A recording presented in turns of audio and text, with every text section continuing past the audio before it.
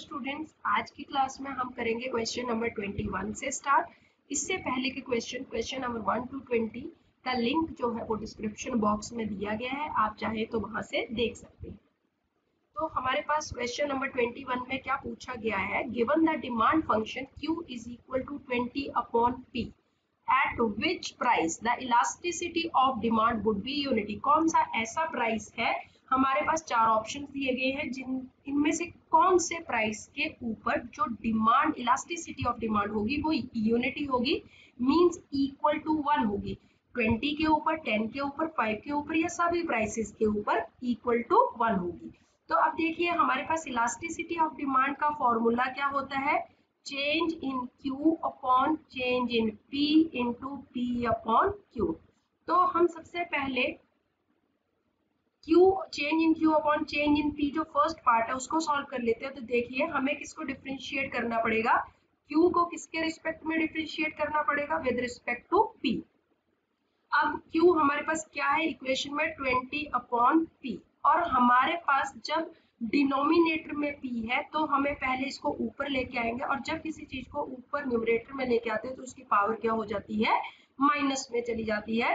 तो अब हमें किसको डिफरेंशिएट करना है, 20 P ऊपर आ गया तो इसकी पावर क्या होगी, -1 होगी। किसके रिस्पेक्ट में करना है, हमें P के रिस्पेक्ट में। तो अब हम क्या करेंगे, जब डिफरेंशिएट करेंगे तो हमारे पास क्या आ जाएगा, -1 पहले मल्टीप्लाई हो जाएगा 20 के साथ, फिर पावर में -1 इंटू -1। तो हमारे पास अब सॉल्व करके क्या आ जाएगा, डिफरेंशिएट करके हमारे पास आ गया -20 P की पावर -2। और क्योंकि P की पावर -2 है तो अब इसको हम नीचे ले जाते हैं डिनोमिनेटर में, तो ये क्या बन जाएगा, पावर प्लस में आ जाएगी, P स्क्वायर हो जाएगा। तो हमारे पास change in Q upon change in P क्या आ गया, -20 अपॉन P स्क्वायर, ये हमारे पास आ गया। फर्स्ट पार्ट तो हम यहाँ पे अलग से लिख लेते हैं, change in Q upon change in P हमारे पास आ गया -20 अपॉन P स्क्वायर। अब नेक्स्ट पार्ट जो है P अपॉन Q, इसको सॉल्व करते हैं।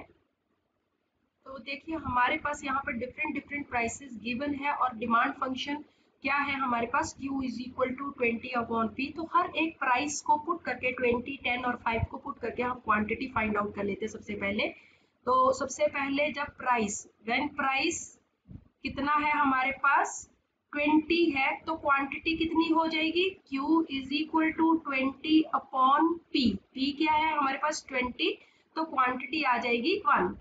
अब दूसरी बार जब प्राइस हमारे पास क्या है, when price is equal to 10, तो क्वांटिटी क्या हो जाएगी, 20 अपॉन P की जगह हमारे पास प्राइस में क्या आ जाएगा 10, तो क्वांटिटी आ जाएगी 2।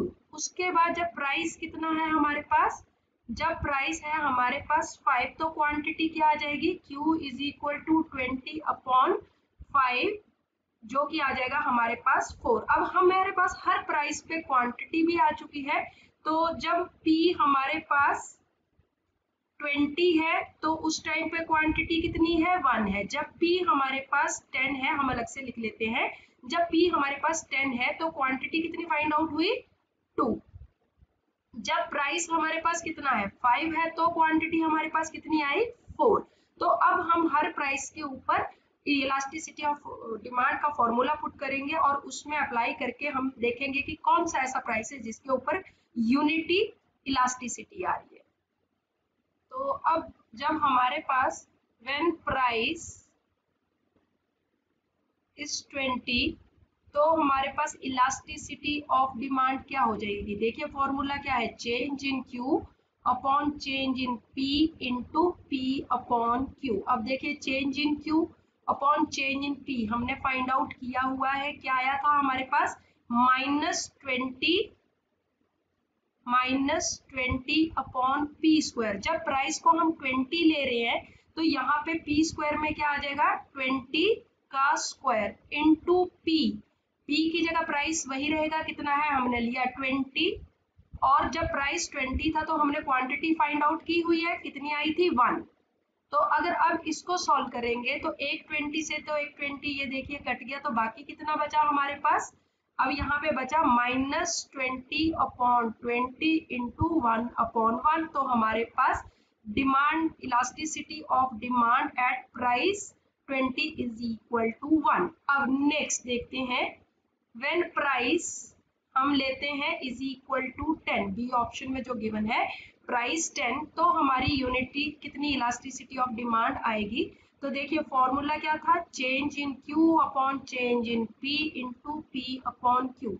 अब देखिए change in Q upon change in P, तो हमारे पास यही आया था -20 अपॉन पी स्क्वायर कितना हो गया, प्राइस कितना 10, तो प्राइस 10 का स्क्वायर इंटू प्राइस कितना हमारे पास पी अपॉन क्यू, पी 10, और जब प्राइस 10 था तो हमने क्वांटिटी फाइंड आउट की हुई थी कितनी 2, तो यहाँ पे ये 2 आ गई। इसको सॉल्व करेंगे तो एक 10 से तो एक 10 कट गया, तो बाकी कितना बचा -20 अपॉन 10 इंटू 1/2, तो ये क्या बन गया 20 अपॉन 20, तो ये भी इक्वल टू 1।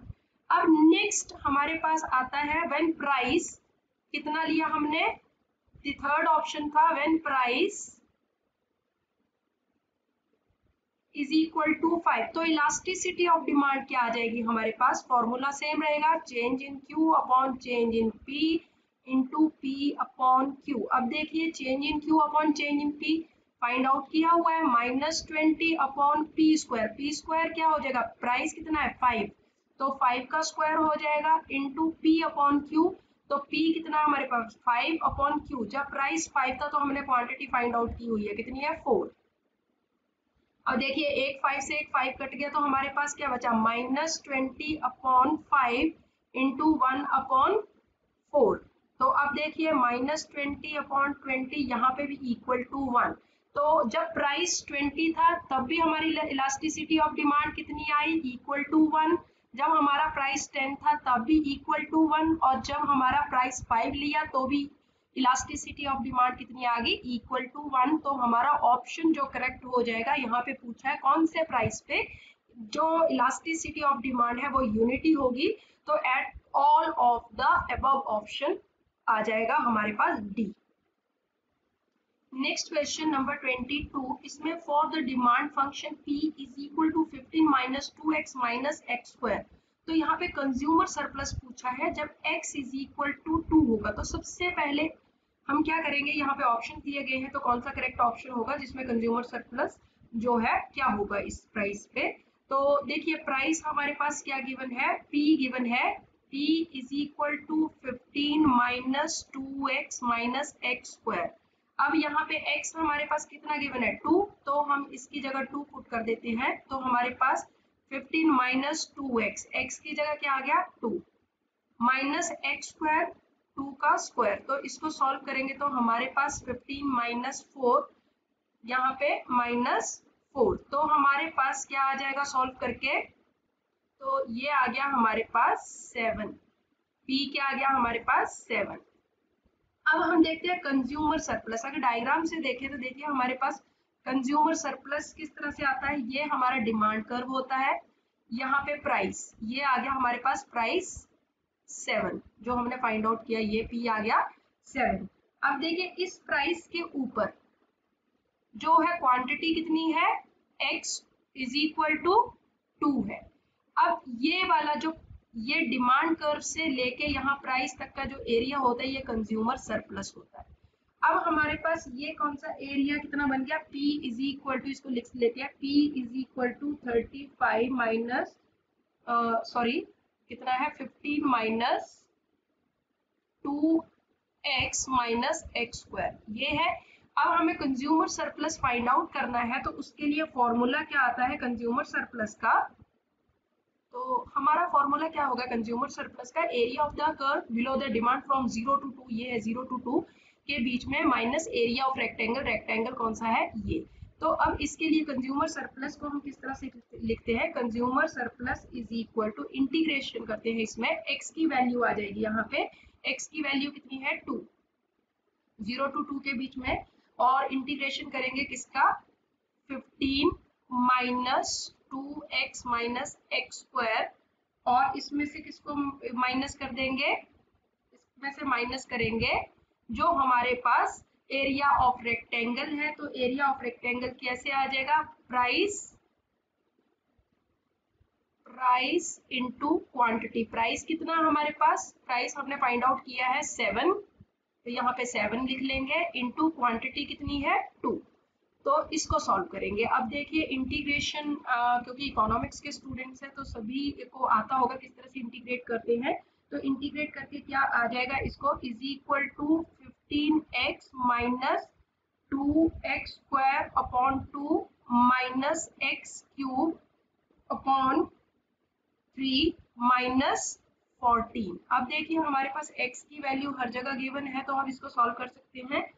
15x कितना था हमारे पास 2, तो अब x की जगह हम पुट कर देंगे 2 इंटू 2 माइनस 2, यहाँ पे x की जगह फिर से 2 square upon 2 minus x cube, 2 की पावर 3 हो जाएगी डिवाइडेड बाई 3 माइनस 14, तो equal to 30 minus 2 into 4 upon 2 minus 8 upon 3 minus 14। अब आगे इसको सॉल्व करेंगे तो हमारे पास क्या आ जाएगा सॉल्व करके, अब ये आ जाएगा is equal to 30 minus 4 minus 8 by 3 minus 14। आगे सॉल्व करेंगे एलसीएम लेके, तो हमारे पास अब क्या आ जाएगा इसमें, अब ये आ जाएगा हमारे पास 90, क्योंकि कॉमन आ जाएगा हमारे पास, हम 3 कॉमन ले लेंगे तो 90 माइनस 12 माइनस 8, और ये हमारे पास आ जाएगा माइनस 14, हमने एज इट इज ले लिया अभी भी। तो हमारे पास क्या आ जाएगा आगे सॉल्व करके, is equal to 70 by 3 minus 14, और आगे चल के हमारे पास आंसर आ जाएगा, इसको पूरा सॉल्व करेंगे तो 70, ये 42 बन जाएगा, तो हमारे पास आ जाएगा 70 minus 42 divided by 3 is equal to 28 by 3। हमारे पास जो ऑप्शन है वो हमारे पास ऑप्शन यही था, तो हमारे पास ऑप्शन करेक्ट कौन सा हो जाएगा, बी। नेक्स्ट क्वेश्चन है हमारे पास, a market is called to be economically efficient if it maximizes। Question number 23 में पूछा गया है कि एक मार्केट को कब इकोनॉमिकली एफिशिएंट कहा जाता है, कंज्यूमर जब वो कंज्यूमर सरप्लस को मैक्सिमाइज करती है, बी प्रोड्यूसर सरप्लस को मैक्सिमाइज करती है, या C aggregate of consumer and producer surplus. तो हमारा आंसर जो होगा वो सी होगा, क्योंकि एक मार्केट इकोनॉमिकली एफिशिएंट तभी कही जाती है जब वो कंज्यूमर सरप्लस और प्रोड्यूसर सरप्लस दोनों को मैक्सिमाइज करती है। तो देखिए नेक्स्ट क्वेश्चन है 24, which of the following measures the degree of monopoly power. कौन सा मेजर है जो डिग्री ऑफ मोनोपोली पावर को मेजर करता है। देखिए option A R minus M R upon A R, A option है, बी गिवन है, सी गिवन है, डी गिवन है। तो इससे पहले हम देख लेते हैं मोनोपोली पावर होती क्या है, डिग्री ऑफ मोनोपोली पावर क्या होती है और कैसे इसको कैलकुलेट किया जाता है।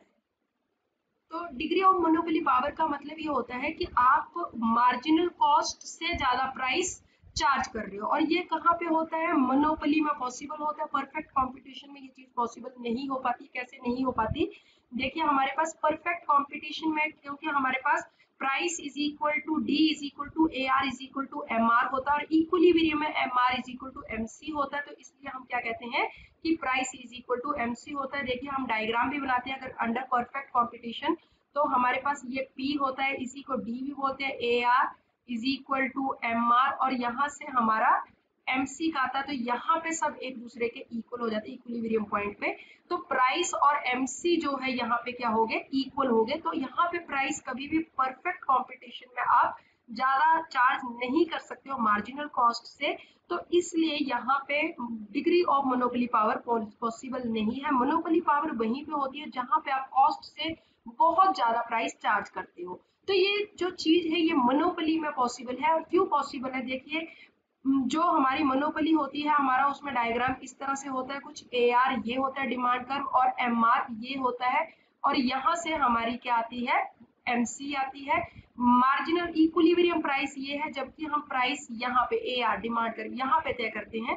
तो देखिए हमारे पास क्या होता है, under monopoly P is equal to D is equal to A R is equal greater than M R, क्योंकि ए आर एम आर से ऊपर होता है। ये देखिए हमारे पास ये ए आर है ये, और एम आर इस तरह से होता है, तो एम आर से जो है ए आर ग्रेटर देन होता है, प्राइस जो होता है मार्जिनल रेवेन्यू से ज्यादा होता है। और इक्विलिब्रियम कंडीशन क्या है, यहाँ पे भी M R is equal to M C, इसलिए हम ये कह सकते हैं कि P क्या होगा, ग्रेटर देन MC होगा।